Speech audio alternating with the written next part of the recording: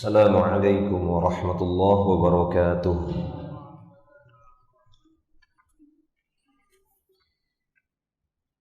Innal hamdalillah nahmaduhu wa nasta'inuhu wa nastaghfiruh wa na'udzu billahi min shururi anfusina wa sayyiati a'malina.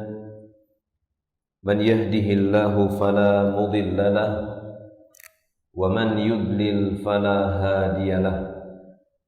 Ashhadu an la ilaha illallah wahdahu la syarika lah wa ashhadu anna Muhammadan abduhu wa rasuluh.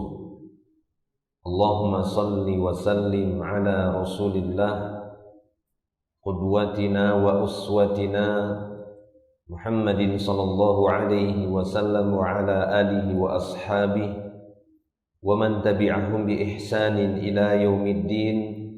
Amma ba'd. Ma'asyiral muslimin wal muslimat rahimani Allah wa iyyakum ajma'in. Segala puji hanya milik Allah Subhanahu wa taala. Kita bersyukur kepada Allah atas segala nikmat-Nya. Pada kesempatan pagi hari ini kita dapat bertemu kembali, berjumpa kembali, berkumpul di majelis ilmu yang mulia ini, melanjutkan kajian rutin kita setiap hari Ahad waktu duha, membahas panduan keluarga sakinah dari sebuah buku yang ditulis oleh Ustadz kita, Ustadz Yazid hafizahullah ta'ala, di mana pembahasan panduan keluarga sakinah ini sudah sampai di bab yang ke-6. Bab yang ke-6 dan sudah masuk juga di poin yang E, yaitu membahas tentang tata cara pernikahan dalam Islam di poin E, tentang malam pertama ataupun adab-adab bersenggama ataupun berhubungan intim. Dan di pembahasan E ini juga sudah sampai di nomor yang kedua, tentang pembahasan malam pertama ataupun adab bersenggama. Di poin 1, anjuran pada malam pertama sudah kita bahas. Bahkan poin 2 tentang adab bersenggama, di poin pertama dan kedua sudah kita jelaskan. Ini poin pertama tentang pentingnya berdoa sebelum berhubungan intim.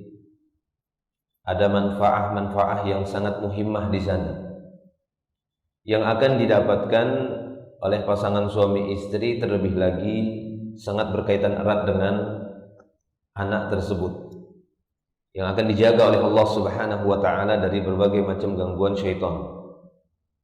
Lalu yang kedua di antara adab yang bersenggama, ini tentang suami bolehnya menggauli istrinya dengan cara bagaimanapun, yang terpenting di tempat bercocok tanamnya.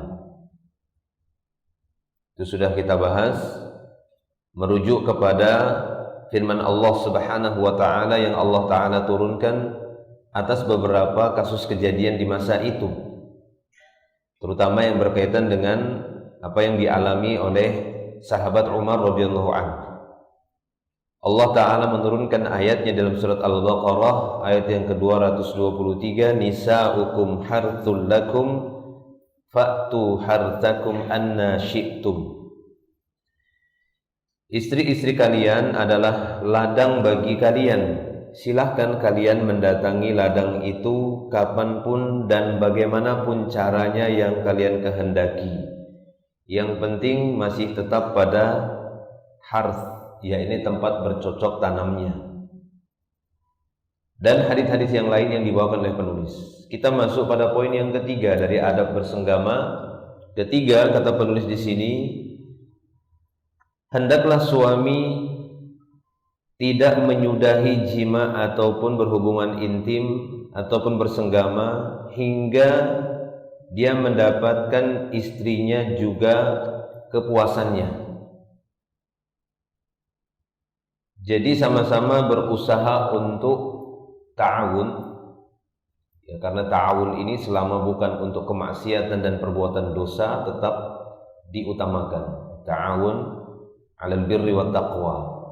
Dan berhubungan intim ini merupakan bagian dari ketakwaan kepada Allah Subhanahu wa taala, sehingga di dalamnya begitu banyak pahala yang akan didapatkan serta manfaat. Jadi berhubungan intim antara pasangan suami istri. Maka hendaknya sang suami berusaha untuk memperhatikan hal tersebut. Tidak hanya memperhatikan ataupun memikirkan kepuasan pribadi. Setelah dia mendapatkan puncaknya ataupun klimaksnya, kepuasannya, maka dia pun harus memperhatikan kondisi pasangan ataupun istrinya. Nah, kata beliau, jika suami telah melepaskan hajat biologisnya, janganlah tergesa-gesa bangkit hingga istrinya melepaskan hajatnya juga. Sebab dengan cara seperti itu terbukti dapat melanggengkan keharmonisan dan kasih sayang antara keduanya. Walaupun terkadang ada saja pasangan suami istri tidak terlalu memperhatikan hal tersebut. Intinya masing-masing dari keduanya sudah ada keridhaan dan kerelaan dan tidak terlalu mempermasalahkan hal tersebut. Tapi terkadang hal-hal yang seperti ini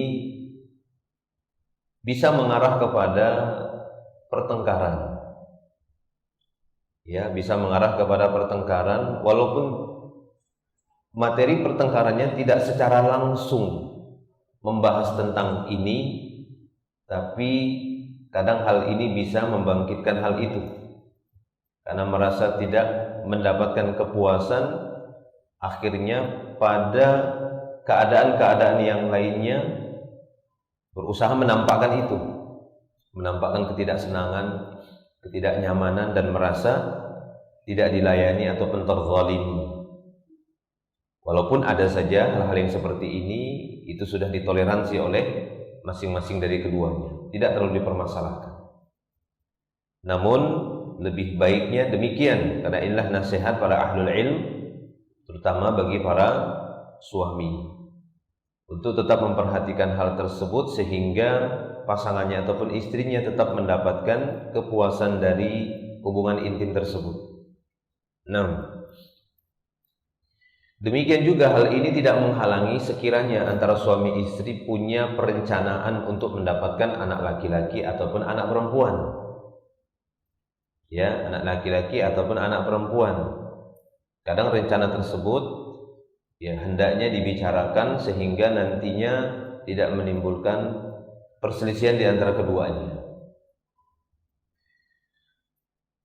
Karena kita dapati dalam pembahasan yang disebutkan oleh para ulama tentang usaha untuk mendapatkan anak laki-laki ataupun perempuan, kemiripan dengan ayah ataukah ibu. Nah, di sana memang dibahas siapa yang lebih dahulu keluar dan siapa yang lebih banyak. Nah, itu dibahas di sana. Kalau fokusnya dari keduanya memang untuk mendapatkan, ya sudah berencana dan sama-sama ridho, maka hal ini insya Allah tidak mengapa. Mau siapa yang duluan ataukah terlambat ketinggalan, maka itu tidak mengapa. Tapi kalau mereka sudah pasrah kan begitu, maka mau laki-laki perempuan sama saja, mau mirip kayak bapak atau ibunya siapa saja pun nggak masalah. Ya, maka nanti tinggal melihat di sini agar keduanya bisa sama-sama mendapatkan kepuasan dari hubungan biologis tersebut. Tapi kemudian yang keempat, hendaknya berwudu ataupun mandi jika ingin mengulangi jima. Jadi ketika hendak mengulangi berhubungan intim, sangat disarankan untuk berwudu ataupun mandi. Jika berat bagi keduanya ataupun bagi suaminya untuk mandi, maka bisa cukup dengan berwudu. Karena itu lebih suci, lebih bersih dan lebih menyegarkan, dan akan mengembalikan kekuatan dan menyegarkan kembali otot-otot yang sudah mungkin letih dan lelah. Apabila suami mampu dan ingin mengulangi berhubungan intim ataupun jima dengan istrinya sekali lagi, maka hendaknya dia berwudu terlebih dahulu. Nabi SAW bersabda, "Idza ata ahadukum ahlahu thumma arada an ya'ud falyatawadda. Kata beliau sallallahu alaihi wasallam, jika seorang di antara kalian menggauli istrinya kemudian dia ingin mengulangi lagi, maka hendaknya sang suami itu berwudu terlebih dahulu.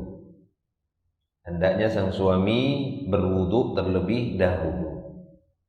Ini minimalnya. Adapun yang lebih afdal lagi, yang lebih utama kata beliau adalah mandi. Mandi terlebih dahulu ketika hendak mengulangi berhubungan intim atau saat hendak mengulangi menggauli istrinya. Hal ini adalah berdasarkan hadis dari Abu Rafi' radhiyallahu anhu bahwa Nabi sallallahu alaihi wasallam pernah menggilir istri-istri beliau dalam satu malam. Ini beliau sallallahu alaihi wasallam, Allah taala memberikan kekuatan bagi beliau sallallahu alaihi wasallam itu 30 laki-laki. Kekuatan beliau sallallahu alaihi wasallam sebanding 30 laki-laki. Ya. Beda memang dengan selain beliau ataupun dengan kita, kaum laki-laki saat ini. Baik. Nah, Nabi sallallahu alaihi wasallam pernah menggilir istri-istrinya dalam satu malam. Beliau pun mandi di rumah fulanah dan di rumah fulanah. Jadi beliau mandi setiap menggilir satu rumah, lalu ke satu rumah yang lainnya beliau mandi. Lantas Abu Rafi' berkata, "Wahai Rasulullah, mengapa tidak sekali mandi saja? Kan cukup, boleh. Sekali mandi saja, ya. Maksudnya mandinya di akhir saja setelah menggilir istri-istrinya. Mungkin 9 dalam satu malam digilir 9. Kemudian mandi di akhir. Kenapa enggak sekali mandi saja Rasulullah? Kenapa selesai berhubungan intim dengan satu, lalu beliau mandi, lalu ke istri satunya lagi, setelah itu beliau mandi terus, masing-masing mandi sekali. Maka apa jawaban beliau sallallahu alaihi wasallam? Beliau mengatakan hadza azka wa atyabu wa athhar. Maka kata beliau, ini lebih bersih, lebih thayyib, lebih baik dan lebih suci. Ya, ini keutamaan bagi mandi ya saat hendak mengulangi berhubungan intim, mengulangi jima, maka sangat ditekankan untuk mandi.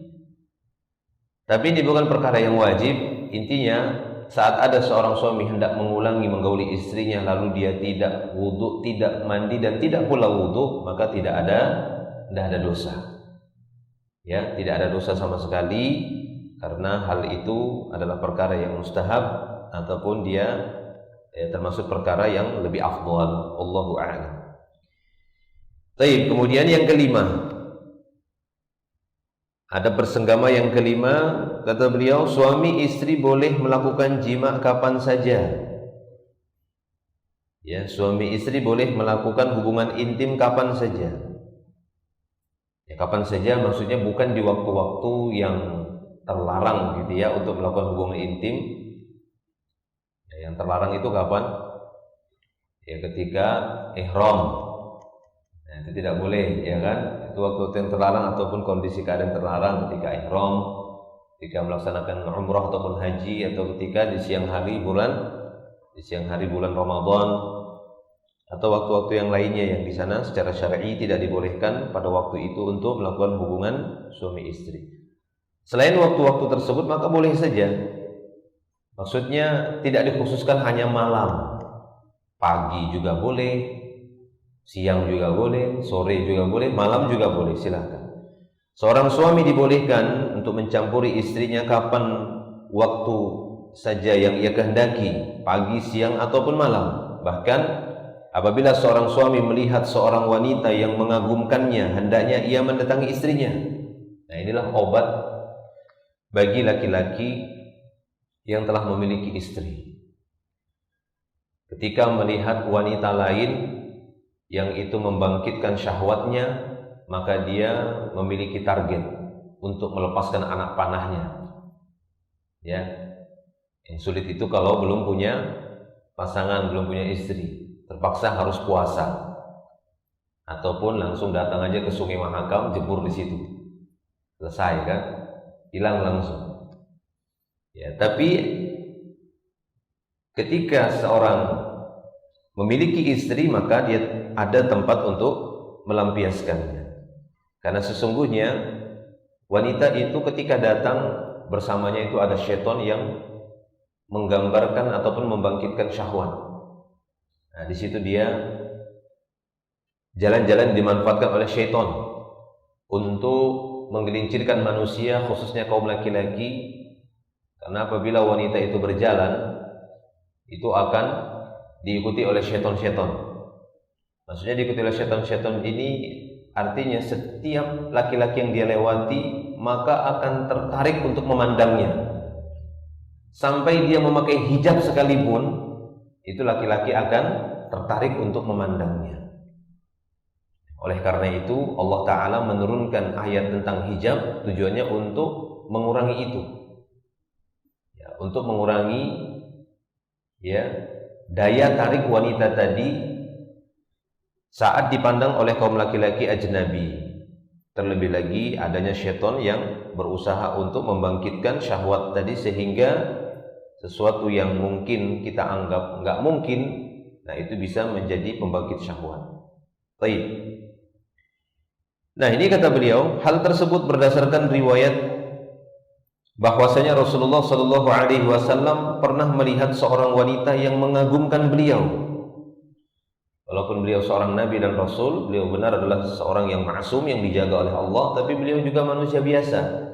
Maksum dalam artian bahwasanya dihilangkan syahwat dari beliau, bukan. Tetap beliau sama seperti manusia biasa. Kemaksuman beliau yang dimaksud adalah Allah terus menjaganya, sehingga tidak menjatuhkan beliau, dan beliau juga tidak terjatuh kepada perkara-perkara yang sangat berbahaya yang bisa menghilangkan kehormatan dan kesucian beliau. Ya. Nah, maka suatu saat beliau Shallallahu Alaihi Wasallam pernah melihat seorang wanita yang mengagumkan beliau. Beliau terkagum-kagum saat melihatnya, saat dia lewat. Kemudian beliau Shallallahu Alaihi Wasallam pun langsung mendatangi istrinya, yaitu Zainab radhiyallahu anha. Yang pada waktu itu Zainab sedang menyamak kulit. Tahu menyamak kulit kan? Ya, kulit itu sudah misalnya dilepas dari daging, kemudian sudah dibersihkan, yaitu disikat-sikat, gitu ya.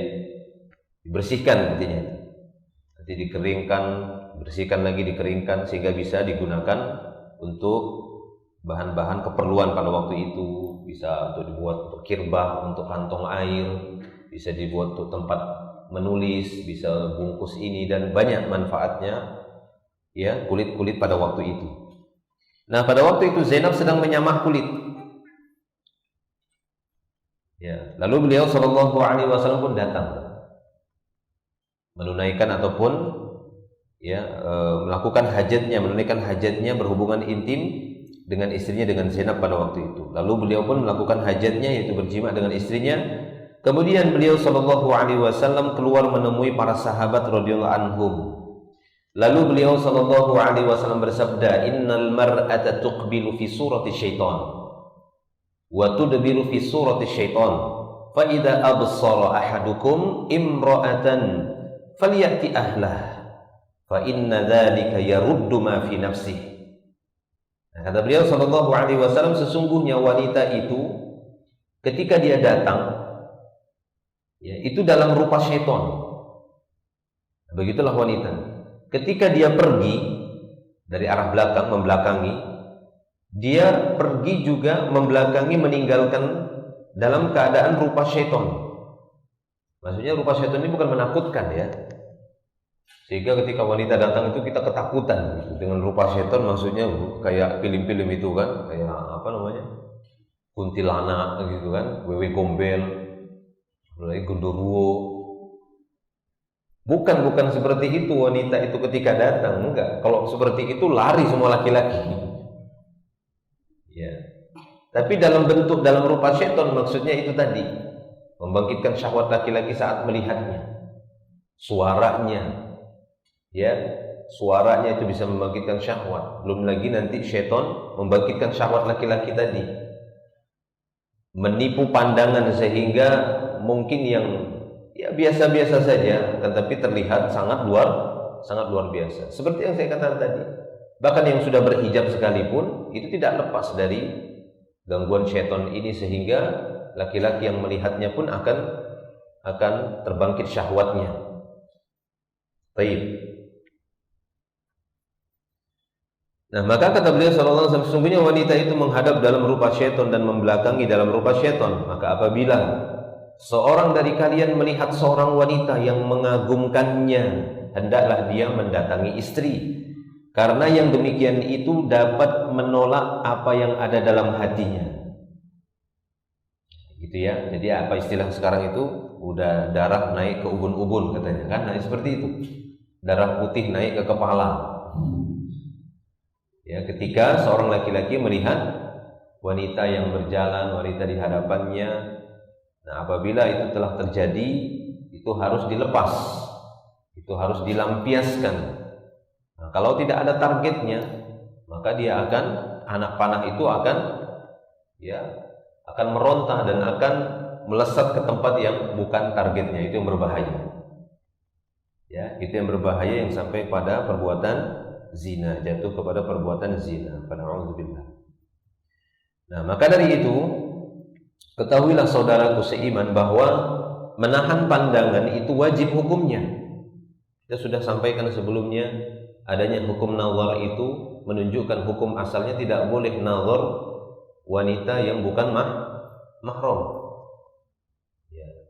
Jadi menahan pandangan itu hukumnya wajib. Sehingga adanya hukum nazar ketika laki-laki mau menikahi seorang wanita. Kenapa dibolehkan nazar? Karena sebelum itu diharamkan menazar wanita yang bukan mahram.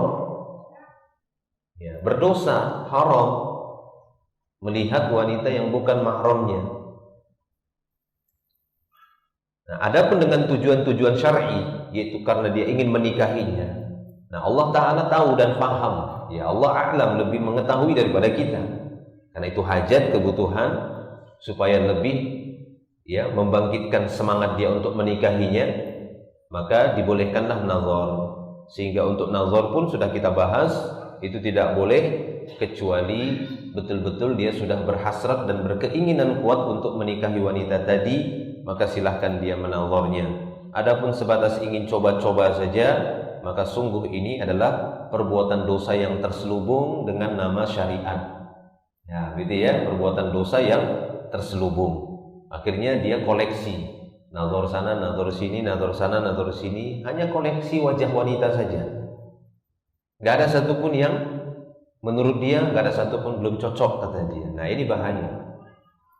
Baik ya. Nah, sehingga kata beliau, ketahuilah saudaraku seiman bahwa menahan pandangan itu wajib hukumnya. Baik bagi laki-laki ataupun bagi perempuan, sama, dua-duanya sama. Ya, dua-duanya sama. Pernah kita sampaikan juga sebelumnya. Bukan kaum laki-laki saja yang diwajibkan menundukkan pandangan, tapi kaum wanita pun wajib menundukkan pandangan. Sama, nggak beda-beda. Allah nggak membeda-bedakan dalam masalah ini. Ayatnya pun bersamaan di dalam surat dan berurutan ayatnya di surat An-Nur. Baik itu kaum laki-laki ataupun kaum perempuan, kaum wanita wajib untuk menundukkan pandangan. Ya. Hanya saja kenapa khitabnya lebih banyak ditujukan kepada kaum laki-laki? Karena potensi untuk membangkitkan syahwat itu lebih besar, mempengaruhi dari tubuh wanita dibandingkan tubuh laki-laki. Sehingga tubuh wanita itu disyariatkan untuk dihijab, karena potensi membangkitkan syahwatnya bagi lawan jenisnya itu sangat besar. Sehingga lawan jenis dari wanita ini pun diperintahkan untuk lebih sering menundukkan pandangan, karena potensinya itu sangat besar dibandingkan wanita terhadap laki-laki. Potensi tubuh laki-laki itu bisa membangkitkan syahwat, tapi tidak seperti tubuhnya atau jasmani wanita. Lekukan tubuhnya, suaranya. Kalau suara laki-laki bisa saja sih membangkitkan syahwat, tapi kecil kan begitu ya pada wanita-wanita tertentu. Ya, suara laki-laki, gerak tubuh laki-laki. Ya, makanya yang ditutupi saat dia keluar rumah auratnya tidak seperti kaum wanita. Tapi pada hukum asal yang menundukkan pandangan, hukumnya sama. Bukan berarti kaum wanita bebas memandangi laki-laki. Ya, bukan berarti wanita pun ya dianggap bebas untuk memandangi kaum laki-laki. Berdosa juga, sama. Ketika mereka memandang laki-laki yang tidak halal baginya, lalu dia pandangi, maka hukumnya adalah dosa, karena ini kewajiban. Allah Subhanahu wa taala berfirman, ya. Karena hadis ini berkenaan dan berlaku untuk pandangan secara tiba-tiba. Ketahuilah saudaraku,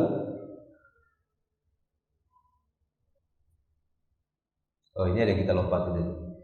Imam Nawawi rahimahullah menjelaskan dari hadis tadi, ya, innal mar'a tuqbilu fi surati syaitan.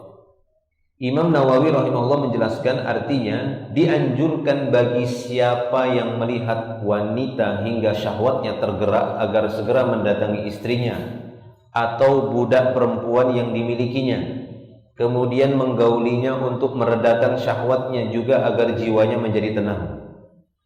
Ya, itu ya nasihat Imam An-Nawawi bagi para laki-laki saat pandangannya tertuju pada wanita yang mengagumkannya, yang bisa membangkitkan syahwatnya, maka segeralah dia untuk mendatangi istrinya ataupun budak wanitanya, lalu dia akan dapatkan ya apa yang ada pada dirinya itu pada istrinya ataupun budak wanitanya. Nah, lalu beliau mengatakan, ketahuilah saudaraku seiman bahwa menahan pandangan itu wajib hukumnya, karena hadis ini berkenaan dan berlaku untuk pandangan secara tiba-tiba. Jadi hadis yang kita bacakan tadi sebelumnya ini berkenaan dengan orang-orang yang memandang secara tiba-tiba, tertambat, tertuju pandangannya kepada lawan jenisnya. Maka laki-laki ataupun perempuan diperintahkan untuk menundukkan pandangan. Jadi apa yang menimpa Nabi Shallallahu Alaihi Wasallam ini adalah pandangan tiba-tiba, bukan pandangan yang disengaja. Bukan pandangan disengaja. Ada wanita lalu dilihat. Bukan begitu Nabi SAW. Tapi pandangan yang tidak sengaja, yang tiba-tiba, langsung membekas. Ya begitu ya, terlihat lalu dipalingkan, ditundukkan pandangan, tapi membekas. Begitulah kuatnya pengaruh ya tubuh wanita itu. Sampai kepada jiwa Nabi Muhammad SAW saja itu memberikan bekas. Langsung beliau beranjak, ya, bergegas menuju salah satu istrinya, yaitu pada waktu itu Zainab radhiyallahu anha, ya, yang pada waktu itu Zainab pun sedang beraktivitas, sedang nyamah kulit, sedang nyikat kulit, kan begitu, lagi bersihkan kulit hewan yang akan dimanfaatkan, ya. Tapi karena memang permintaan sang suami, maka dia pun meninggalkan pekerjaannya, dan seperti itulah adab seorang istri. Adab seorang istri yang banyak disebutkan dalam hadis. Bahkan kata Nabi, sekalipun seorang istri sudah berada di atas kendaraannya, saat suaminya memanggilnya, maka dia harus turun dari kendaraannya dan melayani suaminya. Ya, karena pentingnya dan besarnya kewajiban seorang istri untuk memenuhi permintaan suami. Selama permintaan suami bukan untuk maksiat, maka wajib seorang istri untuk memenuhinya, ya, bukan untuk suatu yang maksiat, bukan suatu untuk yang mudarat, ya, maka seorang istri wajib. Bahkan kata Nabi kita, sekiranya boleh makhluk sujud sama makhluk, maka yang pertama kali kuperintahkan untuk sujud adalah wanita atau istri sujud kepada suami. Saking besarnya kewajiban mereka kepada suami. Baik. Nah, demikian. Jadi apa yang terjadi pada Nabi Muhammad SAW ini bukan unsur sengaja. Ya, beliau sengaja ngeliatin wanita, lalu terbangkit syahwatnya, lalu mendatangi Zainab. Bukan begitu. Tapi kejadian ini sifatnya tiba-tiba, terlihat, bukan sengaja melihat, terlihat. Lalu beliau palingkan pandangan, tapi membekas. Ya, sehingga ketika itu menimpa seorang laki-laki, itu udah gak tenang. Setiap laki-laki pernah merasakan itu gak tenang dia. Galau sudah itu. Aduh. Kenapa? Karena syaitan itu yusawwir. Dia mampu menggambarkan di dalam benak manusia hayalan ini dan hayalan itu. Jangankan cuma hayalan, Membuat mimpi saja syaitan mampu. Membuat mimpi mampu dia. Sehingga kata Nabi SAW, mimpi baik itu dari Allah, mimpi buruk itu dari syaitan. Sampai dia mampu membuat mimpi, apalagi cuma sebatas membuat hayalan-hayalan. Dia buat wanita tadi yang terlihat sebentar sejenak saja, mungkin nggak sampai 1 menit, nggak sampai 1 menit. 1 menit kan lama, tik, 60 detik gitu ya.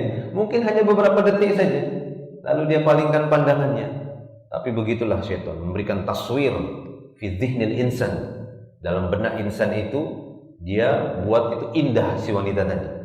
Begini, begitu. Maka harus diobati. Kalau tidak, itu akan mengganggu. Ya, mengganggu aktivitasnya, mengganggu mentalnya, mengganggu sikapnya. Jadi agak gimana begitu. Ya, orangnya jadi banyaklah pengaruh-pengaruh kejiwaan yang nanti terlihat. Karena itu belum tersalurkan. Nah, ketika itu sudah tersalurkan, maka setelah itu dia pun akan mampu tersenyum kembali dan mampu beraktivitas secara normal lagi.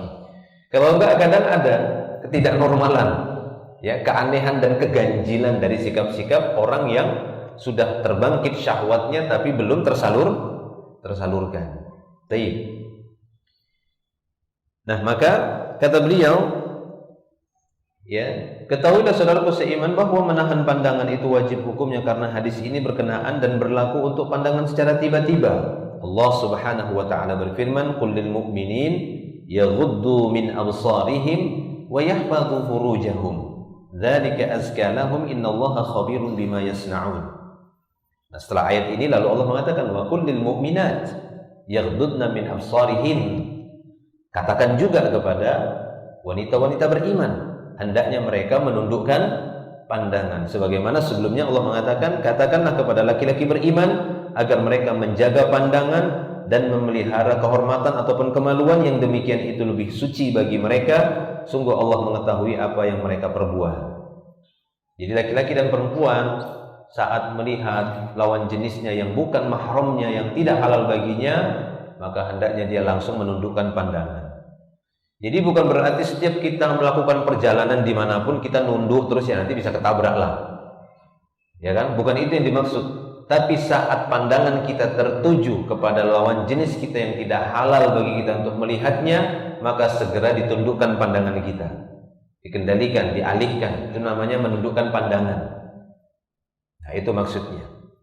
Baik. Dari Ibnu Buwaidah, dari ayahnya ia berkata, Rasulullah sallallahu alaihi wasallam bersabda kepada Ali radhiyallahu anhu, "Ya Ali, la tutbi'in nadhrata an-nadhrah, fa inna lakal ula wa laysat lakal akhirah." Wahai Ali, jangan engkau ikuti satu pandangan dengan pandangan berikutnya.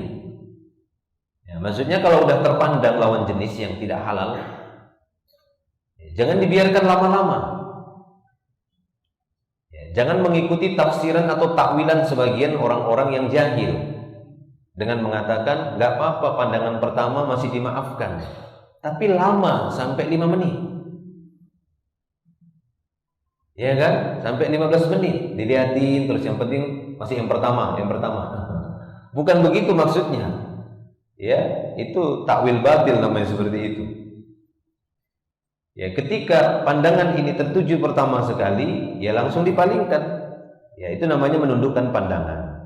Itu yang dimaksud dalam hadis ini ketika Nabi sallallahu alaihi wasallam mengatakan kepada Ali, "Wahai Ali, la tutbi'in nadhratan nadhrah." Wahai Ali, jangan kamu ikuti satu pandangan dengan pandangan berikutnya. Karena yang pertama untukmu dan yang kedua bukan untukmu. Maksudnya, saat kita melihat pertama sekali lawan jenis tadi, baik laki-laki ataupun perempuan, ini masih dimaafkan oleh Allah Ta'ala. Ya, itu harus langsung dipalingkan. Tapi ketika kita niat memanjangkannya, nah berarti itu sudah dosa, itu sudah yang kedua. Atau kita udah palingkan, tapi dalam hati pun ya berkata dan syaitan pun membangkitkan. Gimana tadi wajahnya ya? Coba lihat lagi. Rambutnya keriting ataukah lurus tadi itu, kayak kurang jelas, dia balik lagi lihat lagi, misalnya seperti itu. Taib ya. Nah, itu poin yang ke-5. Ya. Kemudian yang keenam, haram menyetubuhi istri pada bagian dubur dan haram menyetubuhi istri ketika dia sedang haid ataupun nifas. Ya, maka seperti yang kita sebutkan sebelumnya, nisa'ukum harthul lakum. Istri-istri kalian itu adalah ladang. Jadi datangi ladangnya. Nah, ladang itu juga ada saat-saatnya nggak boleh didatangi. Kapan itu? Ketika lampu merah. Ya kan? Ketika lampu merah maka jangan didatangi. Nah, nanti udah hijau. Ya, kalau orang kasih tanda-tanda lah kan begitu kan? Nah, belum bisa juga itu. Karena dalam ayatnya juga nanti disebutkan di sini itu ada 2 kali kata tuhur. Ada 2 kali kata bersuci. Ya, ada 2 kali kata bersuci nanti pada ayat nanti yang kita bacakan. Ya, jadi itu kita istilahkan masih lampu oranye kan begitu ya, kuning. Itu juga belum boleh. Sampai nanti benar-benar lampu hijau ranau, berarti siap untuk ditanami lagi. Lanjut kan begitu. 6. Ya, adapun pada harz ketika dia lampu merah nggak boleh. Demikian juga pada bagian dubur, maka itu perbuatan kufur. Ya, perbuatan dosa besar. 6. Di antara dalilnya tidak boleh menyetubuhi istri saat sedang haid yaitu firman Allah Subhanahu wa taala di dalam surat Al-Baqarah ayat 222. Allah taala berfirman, "Wa yas'alunaka 'anil mahid."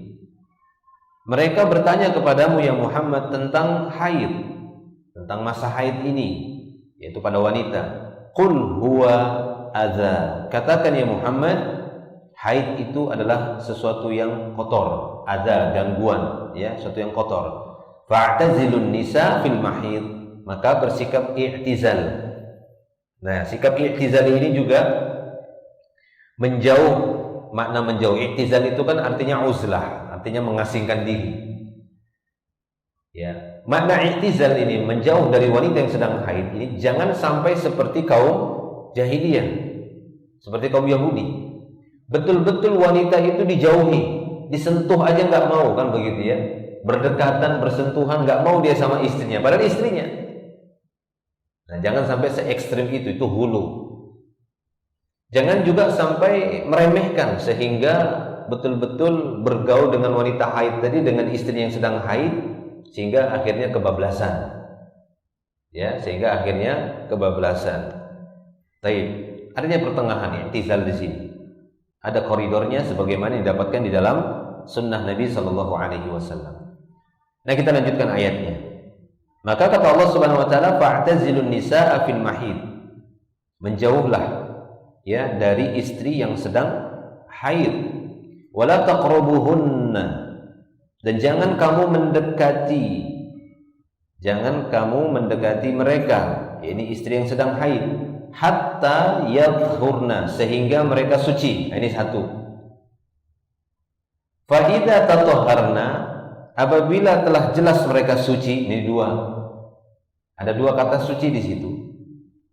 Bersih gitu ya.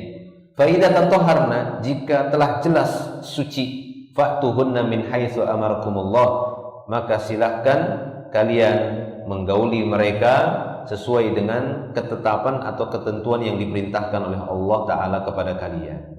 Innallaha yuhibbut tawwabin wa yuhibbul mutatahhirin. Allah mencintai orang-orang yang banyak bertobat dan Allah mencintai orang-orang yang suka mensucikan diri. Nah, para ulama menafsirkan ayat ini karena di sini disebutkan 2 kali kata tuhur. Maksudnya apa? Maksudnya ketika sudah jelas seorang istri tanda-tanda kesuciannya, apakah dengan benar-benar berhenti darah haidnya di waktu-waktu yang sudah menjadi kebiasaan, misalnya 7 hari ya, kebiasaannya kalau udah 7 hari memang betul-betul berhenti darah, kering, jafaf istilahnya, betul-betul kering. Tidak seperti hari pertama itu masih sangat banyak, hari kedua, ketiga, keempat masih banyak, kelima agak kurang dikit tapi masih ada, keenam tinggal sisa dikit lagi, tetap keluar tapi dikit, ketujuh betul-betul jafaf, ya, betul-betul tuhur, suci, bersih. Inilah maknanya yang pertama. Nah, kondisi yang seperti ini belum boleh seorang suami mendatanginya, menggaulinya. itu dia kata tuhur di sini pertama. Wala taqrabuhunna hatta yadhur. Tidak langsung Allah katakan fatuhunna, belum boleh. Kenapa? Karena dia harus mandi dulu. Ya, mandi dulu. Nah, ini kata toharoh yang kedua, tuhur yang kedua. Jelas ya? Nah, oleh karena itu kata para ulama, apabila ada seorang suami menggauli istrinya yang sudah suci tapi belum mandi, baik itu karena jafaf, udah betul-betul kering tadi darah, atau karena qasah baydha, ada tipe wanita tanda dia sucinya bersih atau berhenti dari haid itu qasah baydha, keluar cairan bening.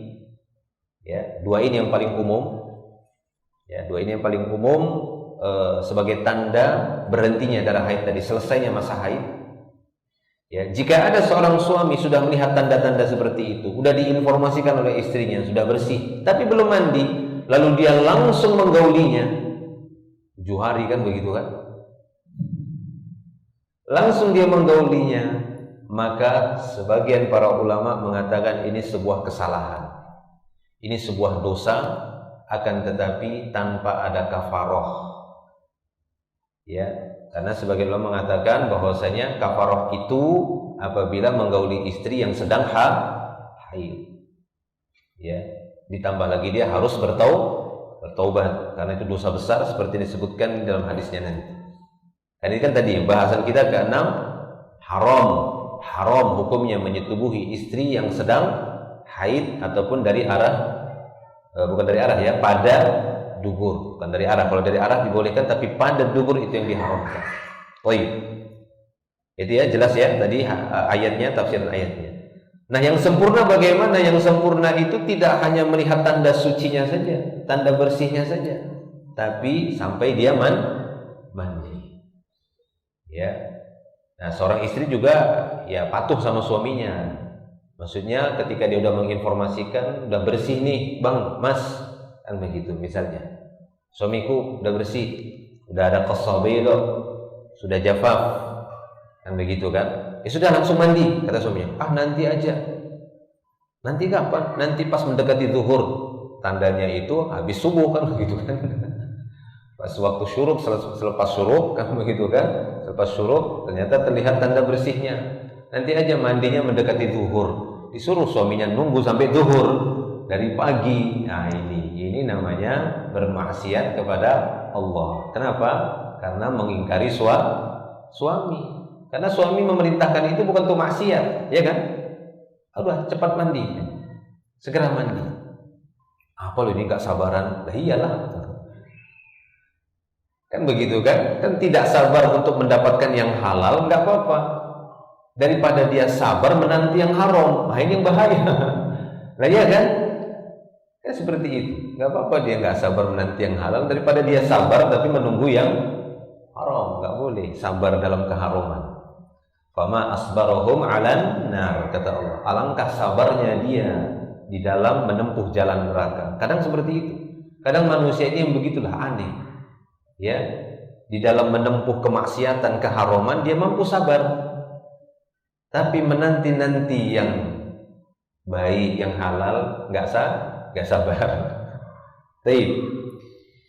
Nah, sabda Rasulullah Shallallahu Alaihi Wasallam dalam satu hadis disebutkan, beliau bersabda, "Man ata haidhan au imra'atan fi duburiha au kahinan faqad kafara bima unzila ala Muhammadin." Siapa saja yang mendatangi atau menggauli istrinya yang sedang haid, ini satu, atau menggauli istrinya di duburnya, atau dia mendatangi dukun, sama-sama dikatakan datang. Siapa saja yang mendatangi istri yang sedang haid, mendatangi istri di duburnya, satu, atau mendatangi dukun. Nah, 3 ini disebutkan dalam hadis, sama-sama mendatangi. Maka apa ancamannya? Faqad kafara. Keras ini hukumannya. Maka sungguh dia telah kafir. Sungguh dia telah kafir. Haramnya ini dosa besar ini. Mendatangi istri waktu haid, atau mendatangi istri di duburnya, atau mendatangi dukun. Ya.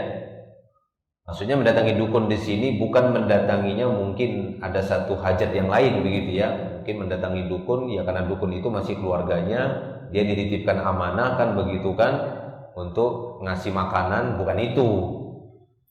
Ya, mendatangi dukun memang dalam rangka untuk mendatangi bertanya sesuatu. Ya, itu saja sudah tidak diterima sholatnya 40 hari. Ya, begitu kan? Mendatangi untuk bertanya. Apalagi kalau sampai dia benarkan, udah dia tanya, dia benarkan lagi ucapan dukun tadi, itu udah sangat berat dosanya. Ya, kufur. Nah, maka demikian juga dalam hadis ini, maka sungguh dia telah kafir bima unzila ala Muhammad. Dia telah ingkar dengan apa yang diturunkan kepada Nabi Muhammad. Apa yang diturunkan kepada Nabi Muhammad? Risalah yang bersumber dari Al-Quran ataupun bersumber dari wahyu, risalah dari Allah. Ini ancamannya berat dari 3 perbuatan tadi. Taib ya. Maka ini jelas dosa besar bagi suami yang mendatangi istrinya sedang haid ataupun suami yang mendatangi istrinya di duburnya. Ini dosa besar. Apalagi mendatangi dubur tapi dari kaum laki-laki. Nah, itu dia.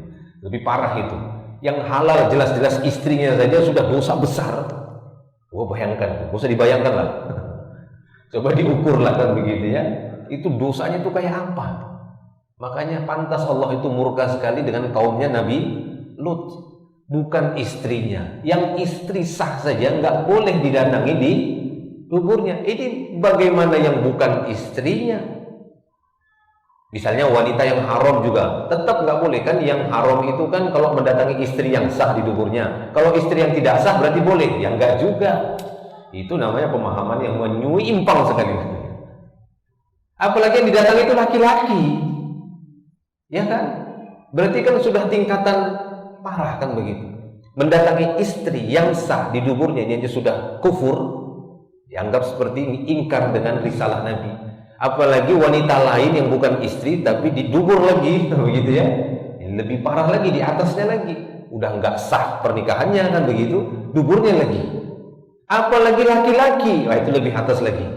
Makanya kaum Lut itu, kalau antum baca sejarahnya jelas oleh para ulama, bagaimana siksaan yang Allah timpakan, itu nggak langsung dihujani batu kan, enggak kan? Diangkat dulu. Ya, negerinya itu diangkat dulu. Sampai kata Abdullah bin Abbas, malaikat masih mendengar suara kokok ayam di atas langit, terdengar suara kokok ayam. Ya, diangkat oleh Allah. Lalu Allah hempaskan lagi ke bumi. Das, baru dilempari batu dari neraka. Seperti itu.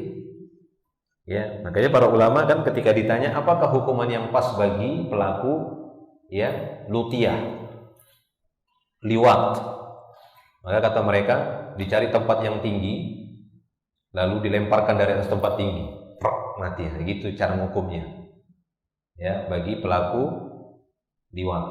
Apa kita bilang? Kita bilangnya apa istilahnya? Homo ya, homoseksual itu. Baik ya, jelas ya. Nah, ini Islam menjaga kesucian ya, supaya tidak dilestarikan perbuatan-perbuatan keji dan kotor seperti itu. Baik, kita masuk yang ke-8. Ya, itu jelas ya, bahwasanya itu adab yang harus dijaga bagi pasangan suami istri, tidak mendatangi istri dalam keadaan haid, ya, maksudnya menggauli gitu ya. Kalau mendatangi dalam artian bercumbu, karena itu kebiasaan Nabi SAW. Nabi SAW tetap mencumbui istri-istrinya walaupun sedang haid. Hanya saja Nabi biasanya memerintahkan untuk mengikat kuat-kuat bagian yang ada haidnya tadi, itu yang keluar darah haidnya tadi. Ya, ada memang pakaian khusus istri-istri Nabi itu. Nah, selain itu Nabi bercumbu dengan istrinya. Ya, bahasa kita itu ya di atas pusat lah kan begitu ya. Di atas pusat dan bagian paha ke bawah. Itu boleh. Ya, itu boleh seorang suami untuk menikmati ataupun bercumbu dengan istrinya. Itu boleh. Jadi makna mendatangi di sini adalah menggauli, yakni berhubungan intim. Ya, atau memasukkan timba ke dalam sumur itu tidak boleh, karena sumurnya lagi banyak ininya, lagi keluar bukan air jernih tapi air merah kan. Taib. Ya, jadi itu maknanya ya, mendatangi itu. Tapi kalau untuk bercengkrama, bersentuhan, pegangan ataupun menciumnya ini boleh, silahkan saja. Ya, silahkan saja. Nabi SAW pernah memerintahkan Aisyah radhiyallahu anha untuk mengambil khumrah atau khumrah ya, sajadah kecil yang biasa dipakai Nabi untuk sholat, itu ketinggalan di masjid. Nabi SAW pun mengatakan kepada Aisyah, ya Aisyah, ya, nawilini khumratan fil masjid. Wahai Aisyah, ambilkan sajadah kecilku tertinggal di masjid. Apa kata Aisyah? Aisyah pun berkata, qalat, ya, inni haid. Kata Aisyah, aku sedang haid. Lalu apa jawaban Nabi? Inna haidhataki laysat fi yadiki. Haidmu itu bukan di tangan. Maksudnya keluar darah haid apa di tangan? Ya, haidmu itu bukan di tangan. Jadi nggak apa-apa kau masuk masjid, ambil sajadah. Nah, ini pendapat yang masih sampai saat ini saya pegangi. Wanita haid nggak ada masalah masuk masjid. Ya, duduk atau dengar taklim tidak ada masalah. Walaupun ini berseberangan dengan pendapat ulama yang lain, ya. Tapi berdasarkan hadis ini dan hadis yang lainnya, maka tidak masalah. Yang penting dia menjaga darah haid tadi agar tidak mengotori masjid. Ya, dan dia tidak mengganggu orang sholat, ya artinya dia harus duduk yang paling belakang, kan begitu. Seperti itu saja, penting gitu. Tapi tetap boleh dia masuk ke dalam masjid. Wallahu a'lam. Baik, kita masuk yang ke-8.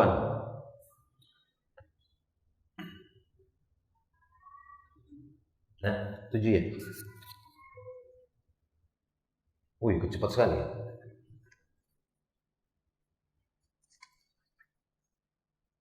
Oh, astagfirullah. Ini masih ada lagi bahasanya. Oh ya, Afwan. Ini masih yang ke-6 ya.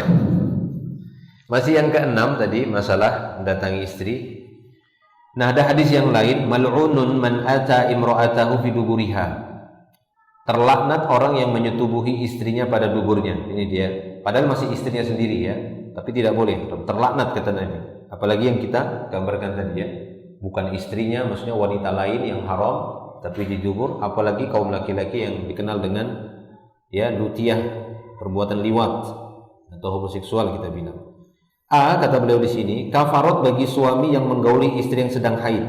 Jadi selain bertobat, bagi seorang suami yang mungkin ya lupa diri, berbuat maksiat, melakukan keharaman, menggauli istrinya, menyetubuhi istrinya yang sedang haid, maka dia wajib bertobat kepada Allah Subhanahu wa taala dan bayar kafarat. Ya, bayar kafarat. Kafarat bagi suami yang menggauli istri yang sedang haid. Syekh Al-Albani rahimahullah berkata, barang siapa dikalahkan hawa nafsunya lalu menyetubuhi istrinya yang sedang haid sebelum suci dari haidnya, maka ia harus bersedekah dengan 1 dinar atau setengah dinar, pilihan. Hal ini berdasarkan hadis Ibnu Abbas radhiyallahu anhu tentang seorang yang menggauli istrinya yang sedang haid. Kemudian Nabi SAW bersabda, yatasaddaqu bidinarin au nisfi dinarin. Hendaknya dia bersedekah dengan 1 dinar atau setengah dinar. Minimal setengah dinar dan tidak di bawah setengah dinar. 1 dinar itu berapa sekarang? 1 dinar itu 4,25 gram emas. 1 gram emas sekarang itu 1 juta ya. Nah, 1 jutaan lah enggak.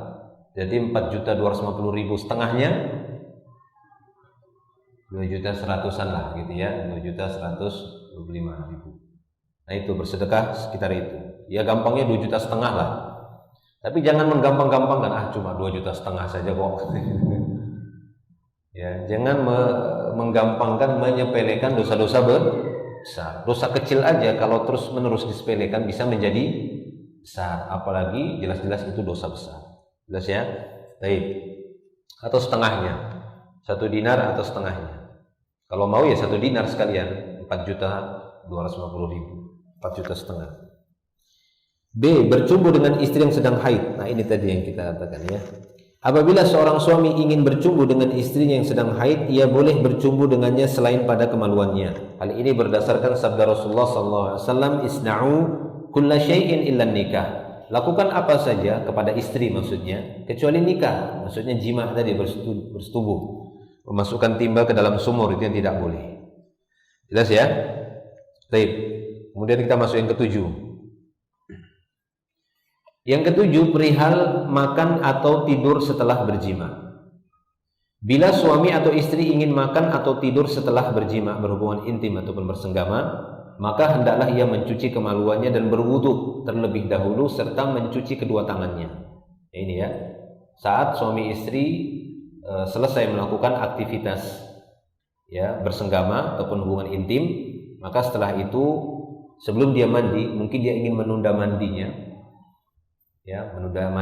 maka saat dia hendak beraktivitas hendaknya dia mencuci kemaluan terlebih dahulu, berwudu atau mencuci kedua tangannya. Walaupun ini bukan perkara yang wajib, tapi ini lebih mendatangkan kesucian dan kebersihan bagi seorang muslim dan muslimah, dan meneladani Rasulullah Shallallahu Alaihi Wasallam. Hal ini berdasarkan dua hadis dari Aisyah radhiyallahu anha, "Kana idza arada ayyanam wa huwa junub tawadda'a wudu'ahu lis-shalah wa idza arada an ya'kula aw yashraba wa huwa junub ghassala yadayhi thumma ya'kulu wa yashrab."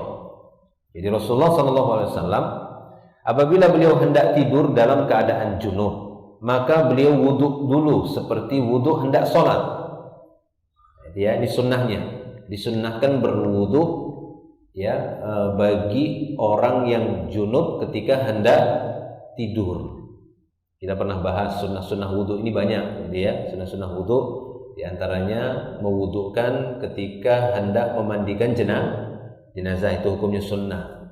Jangan bingung kan begitu. Ada sebagian orang itu bingung, kenapa mayit ini diwudhukan sebelum dimandikan? Apa manfaatnya? Manfaatnya mendapatkan pahala sunnah, menerapkan syariat Allah, karena sunnah itu syariat. Baik, begitu juga berwudhu sebelum tidur bagi orang yang junub. Ya, dan ini contoh oleh beliau sallallahu alaihi wasallam. Dan apabila beliau hendak makan ataupun minum dalam keadaan junub, maka beliau pun mencuci kedua tangannya, kemudian beliau makan dan minum. Hadis yang lain, kana Nabi sallallahu alaihi wasallam idza arada an yanama wa huwa junub, ghassala farjahu wa tawadda'a lis-shalah. Apabila Nabi sallallahu alaihi wasallam hendak tidur dalam keadaan junub, maka beliau akan mencuci kemaluannya lalu berwudu seperti wudu untuk sholat, Juga dari Ummul Mukminin Aisyah radhiyallahu anha, dia berkata, kana Rasulullah sallallahu alaihi wasallam idza kana junuban fa arada an ya'kula aw yanam tawadda'a wudu'ahu lis-shalat. Kata Aisyah radhiyallahu anha, apabila Rasulullah sallallahu alaihi wasallam dalam keadaan junub lalu beliau ingin mengkonsumsi makanan atau beliau ingin tidur, maka beliau akan berwudu dulu seperti wudu beliau hendak sholat.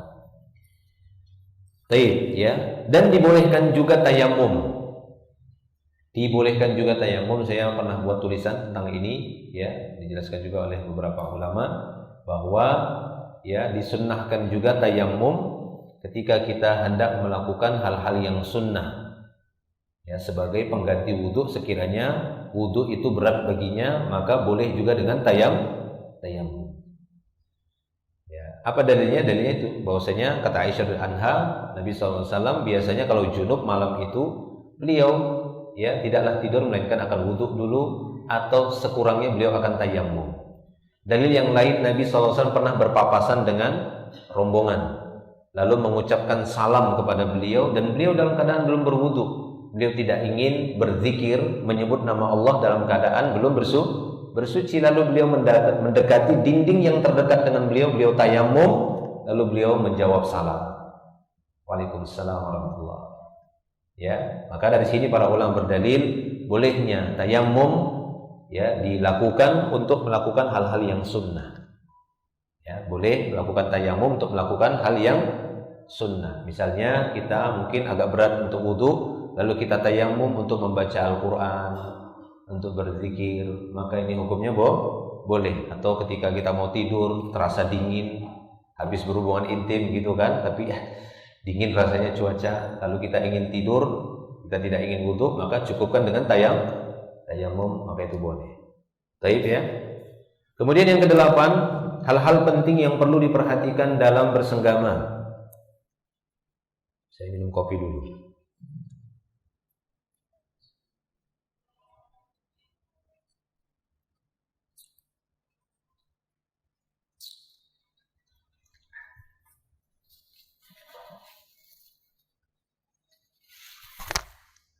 Yang kedelapan, hal-hal penting yang perlu diperhatikan dalam bersenggama.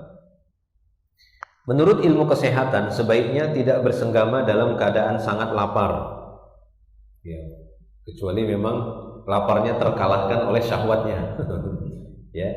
Atau dalam keadaan sangat kenyang, sebab bisa membahayakan kesehatan. Ya, memang ya. Sama halnya seperti ketika kita hendak berolahraga kan gitu ya. Beraktivitas yang agak lebih lah gerakannya, ya olahraga biasanya. Maka jangan terlalu lapar dan jangan pula terlalu kenyang, sekedarnya saja. Bahkan bisa menjadi sebab kebinasaannya jika ia membiasakannya. Maka tidak seharusnya langsung berjima setelah makan ataupun dalam keadaan sangat kenyang ataupun sangat lapar. Semua ini disebutkan oleh para ahli kedokteran. Islam menganjurkan kepada segala yang di dalamnya mengandung kemaslahatan bagi setiap muslim dan melarangnya dari segala hal yang membahayakan urusan agama dan dunianya. Allahu a'lam. Ya, ini hampir sama seperti kaidah olahraga sebenarnya ya, hampir mendekati walaupun tidak semuanya, terutama dalam masalah aktivitas, karena kan bersenggama berhubungan intim ini mengeluarkan tenaga power yang cukup besar seperti orang yang berolahraga. Nah, begitu. Sehingga pendahuluan dan pengakhirannya itu hampir mirip. Ya, ada sebagian juga membahas setelah berhubungan intim itu sama seperti setelah olahraga, nggak boleh langsung minum dengan jumlah yang sangat banyak, dikit aja, sekedar membasahi tenggorokan. Ya, sama seperti para olahraga itu kan, habis lari misalnya, langsung coba banyak minum itu, wah bahaya, karena pada waktu itu jantung itu sedang pacunya itu kan sedang cukup kuat. Nah, dengan tekanan air seperti itu atau langsung makan bakso, langsung makan ini, itu bisa bahaya, bisa tiba-tiba gitu ya, bisa bahaya. Nah begitu juga setelah berhubungan intim itu jangan langsung minum banyak, jangan langsung makan yang banyak. Ya, kasih jeda waktu dulu sampai detak jantung itu agak mereda, ataupun kalau memang terlalu haus ya sekedar membasahi tenggorokan saja. Itu untuk kesehatan sebenarnya. Walaupun secara dalil memang nggak dibahas dia Nabi SAW, tapi Islam membenarkan segala penelitian terlebih lagi berkaitan dengan kesehatan yang memang itu tidak ada pelanggaran-pelanggaran di sana, maka ya kita benarkan, apalagi tujuannya adalah untuk maslahat dan mencegah datangnya mudarat. Baik, wallahu a'lam. Kesembilan, suami istri boleh mandi bersama dalam satu kamar mandi. Suami istri dibolehkan mandi bersama dalam satu tempat. Suami boleh melihat aurat kemaluan istrinya dan istri pun boleh melihat aurat suaminya. Ya, ini jangan dipercaya hadis-hadis palsu itu ya. Apabila seorang suami melihat kemaluan istrinya, maka gitu saya lupa. Pandangannya itu akan buta kah atau juling kah atau begitu ya. Itu hadis-hadis palsu. Ya gimana suami istri tapi nggak boleh melihat padahal sudah dihalalkan oleh Allah Ta'ala? Boleh. Ya, boleh saja. Baik. Aisyah bin Anha menyatakan, kuntu akhtasilu ana wan nabiyyu sallallahu alaihi wasallam fi ina'in wahidin. Aku pernah mandi bersama Nabi sallallahu alaihi wasallam di satu bejana. Dan dari Ibnu Abbas radhiyallahu anhuma ya disebutkan bahwa anna nabiyya wa Maimunah kana yakhtasilani min ina'in wahid. Bahwa Nabi sallallahu alaihi wasallam dan Maimunah keduanya pernah mandi bersama di satu wadah, di satu bejana. Adapun riwayat dari Aisyah radhiyallahu anha yang mengatakan bahwa Aisyah tidak pernah melihat aurat. Nah, ini ya. Adapun riwayat dari Aisyah yang mengatakan bahwa Aisyah nggak pernah melihat aurat Rasulullah adalah riwayat yang batil. Nggak ada seperti itu. Ya, riwayat-riwayat yang batil ini karena di dalam sanadnya ada seorang pendusta. Nah, itu ya.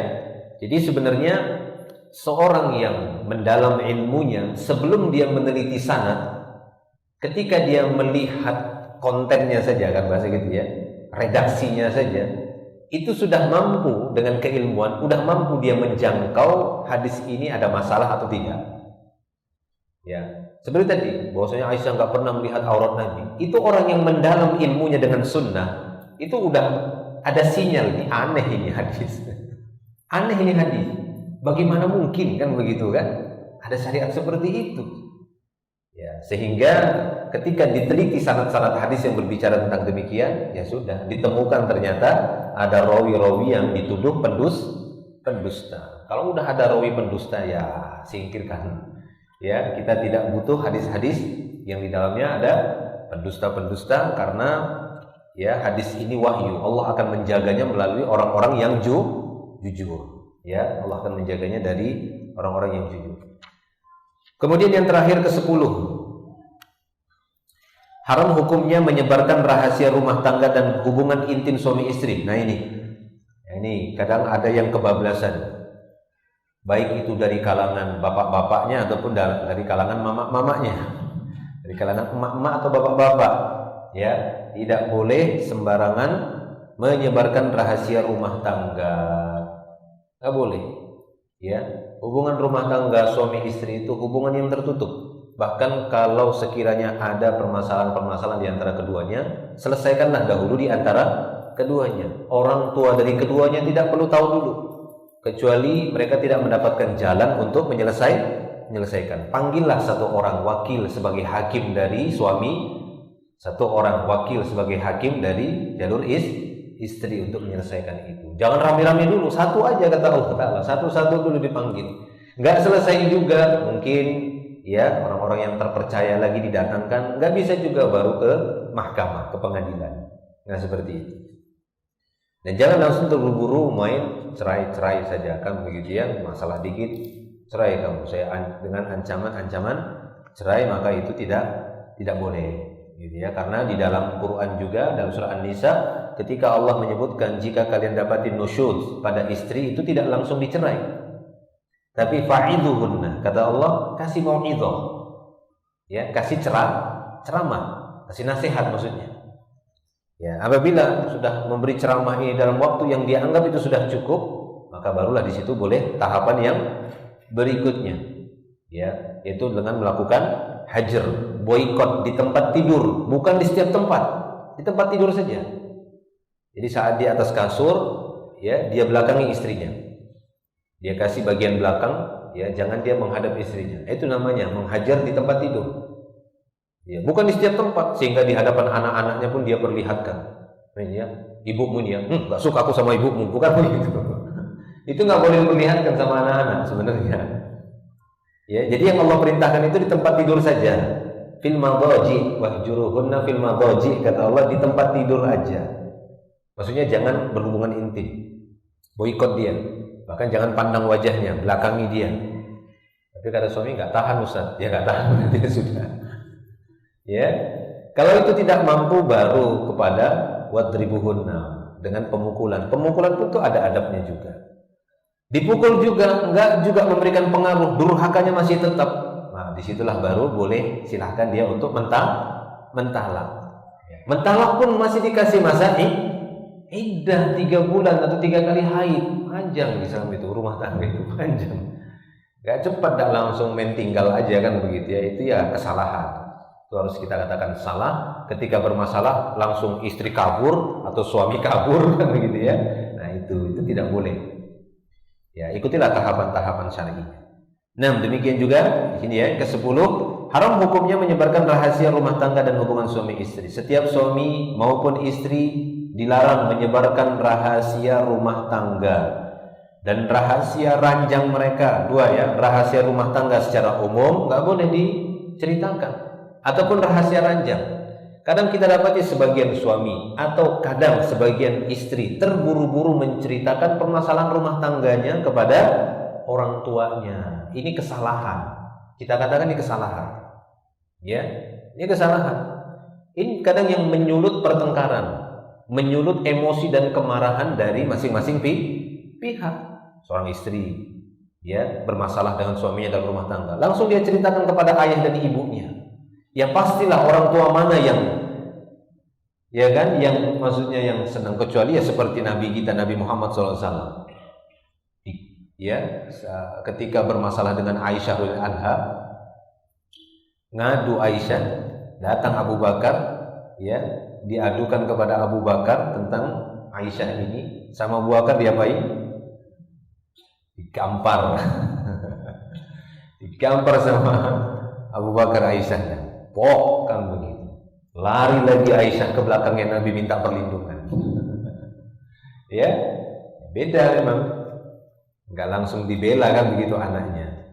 Tapi ya umumnya kita dapati orang tua pasti bela ya anaknya, pasti dia ada rasa dalam hatinya.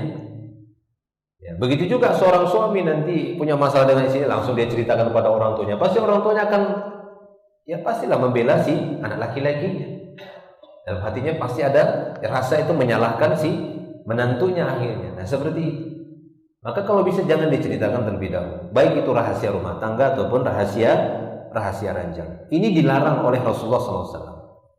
Bahkan orang yang menyebarkan rahasia ini adalah yang paling jelek kedudukannya di sisi Allah Subhanahu wa taala. Ada hadis dhaif yang sering dibawakan tentang jeleknya orang yang menceritakan rahasia persetubuhan. Walaupun hadis ini adalah hadis yang dhaif menurut sebagian para ulama, ya.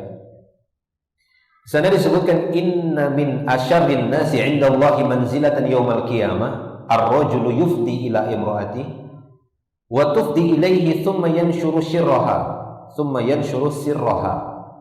Sesungguhnya manusia yang paling jelek kedudukannya di sisi Allah pada hari kiamat adalah seorang laki-laki yang berhubungan intim bersenggama dengan istrinya, atau seorang wanita yang berhubungan intim dengan suaminya lalu masing-masing menyebarkan rahasianya.